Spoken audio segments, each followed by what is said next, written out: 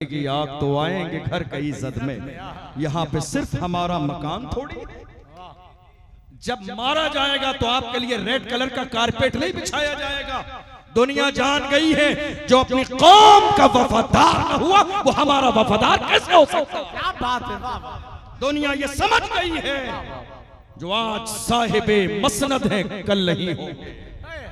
आज हिंदुस्तान की सरजमीन पर हमारे लिए हालात ऐसे ही हैं। हमें ये बार बार एहसास दिलाया जा रहा, नहीं साहब नमाज पढ़नी है वहां चले जाइए, रोजा रखना है वहां चले जाइए, अजान पढ़नी है वहां चले जाइए। मैं कहता हूं बेवकूफों क्यों कहां चले जाएं, हिंद को नाज है जिस पर वो निशानी हम है, ताज और लाल किले के यहाँ पानी हम है। याद रखो हिंद को जिस पर नाज है वो कोई और नहीं है। दुनिया अपनी चीजों पर इतराती है, अल्हम्दुलिल्लाह हम इतराने वाले नहीं है। अल्लाह का शुक्र अदा करके फख्र के साथ कहते हैं ये लाल किला हमने दिया, हमने दिया है।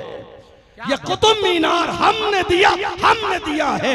ये दिल्ली की जामा मस्जिद किसी और ने नहीं, हमने दी है। फिर भी हमसे ये गिला है कि वफादार नहीं, फिर भी हमसे ये गिला है कि वफादार नहीं।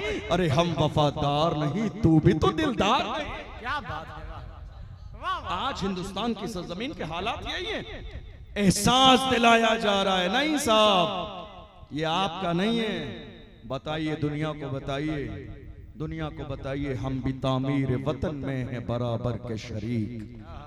दरो दीवार अगर तुम हो तो बुनियाद है हम। जब पड़ा वक्त चमन पे तो लहू हमने दिया। आज कहते हो कि गुलशन में तेरा काम नहीं। हिंदुस्तान की सरजमीन पर दरअसल मुसलमानों से एक गलती हुई कि मुसलमान जज्बात में नारा लगाते रहे। हम हिंदुस्तान की सरजमीन पर जिम्मेदार भी हैं, वफादार भी हैं, मगर एक सेंटेंस, एक जुमला मुसलमान कहना भूल गए। नारा ये लगाना था जिम्मेदार भी हैं, वफादार भी हैं और बराबर के हिस्सेदार भी हैं। ये नारा लगाना था मुसलमानों को, बराबर के हिस्सेदार भी हैं, ताकि लोग इस धोखे में न रहें कि मुसलमान शीरनी और तबर्रुक लेके खुश हो जाते हैं तो खुश हो जाएंगे। नहीं, इस सरजमीन पर मेरे गरीब नवाज की चौखट है। ये मुल्क मेरे गरीब नवाज का है, ये एहसास मत दिलाइए हमें। डॉक्टर राहत इंदौरी ने तो कहा जो आज साहिबे मसनद हैं कल नहीं होंगे, किराएदार हैं, जाती मकान थोड़ी है। सभी का खून है शामिल यहाँ की मिट्टी में, किसी के बाप का हिंदुस्तान थोड़ी है। आप पढ़ते चले जाइए, हुसैनियत इसी चीज का नाम है।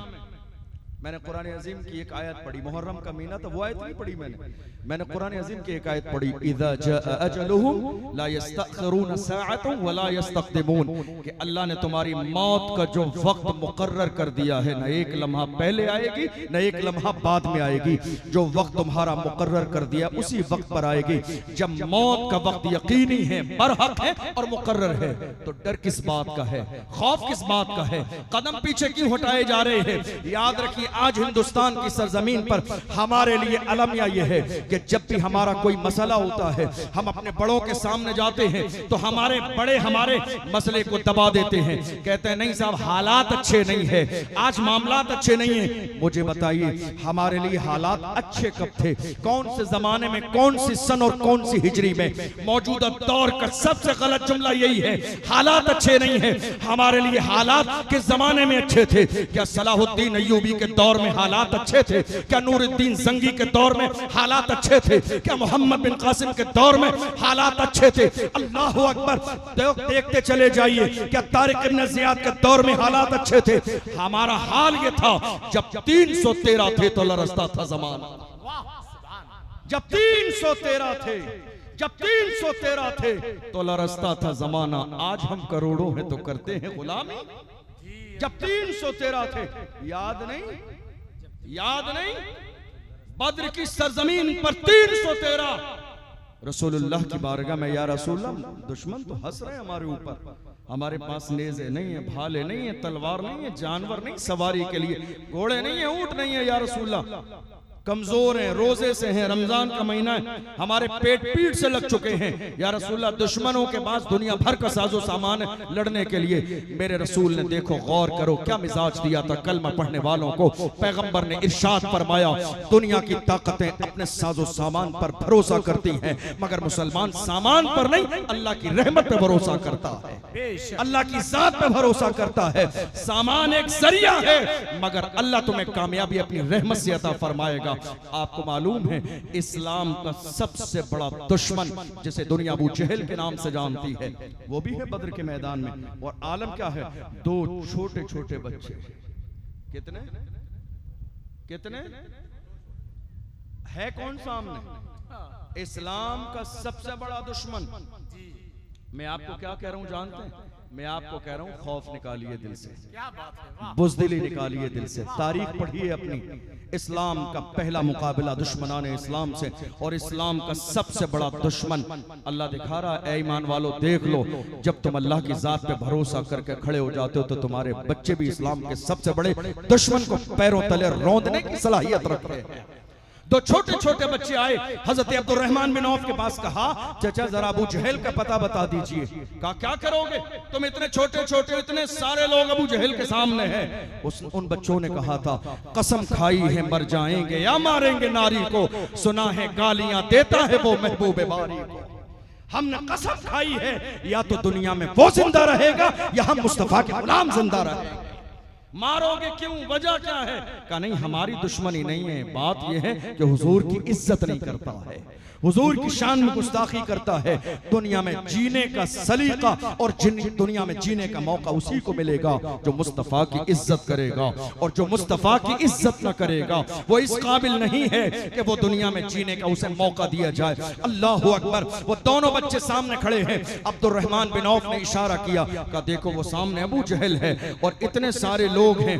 हफीज जालंधरी ने शाहनामा इस्लाम में इसको अपने अंदाज में नकल फरमाया। उन्होंने कहा, हिफाजत कर रहा है गिर्द उसके फौज का दस्ता। तो इन बच्चों ने कहा था, ये दस्ता कब तलक रोकेगा मलिकुल मौत का रास्ता, ये दस्ता कब तलक रोकेगा मलिकुल मौत का रास्ता।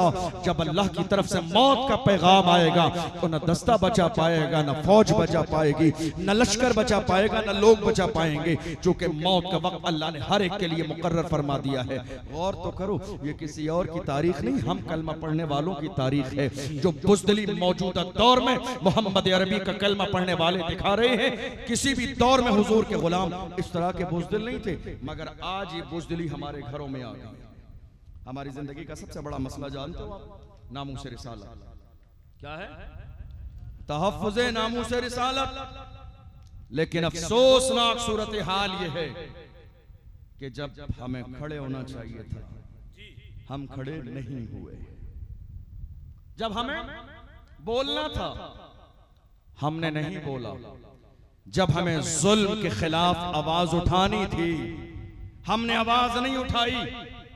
लेकिन मुझे बड़ा फख्र होता है कि कल की तारीख में जब जरूरत पड़ी थी मक्के और मदीने में, तो सलमान फारसी खामोशी से सुन नहीं रहे थे, रसूलुल्लाह की नामूस पर पहरा दे रहे थे। कल सलमान फारसी ने पहरा दिया था, आज सलमान अजहरी पहरा दे रहे हैं। कल सलमान फारसी ने पहरा दिया था, आज सलमान अजहरी। हो सकता है किसी का 1000 इख्तलाफ हो सकता है अपनी जगह कोई एतराज नहीं है, लेकिन याद रखिएगा हुजूर की नामूस पे पहरा देने वाला हमारे लिए हीरो है।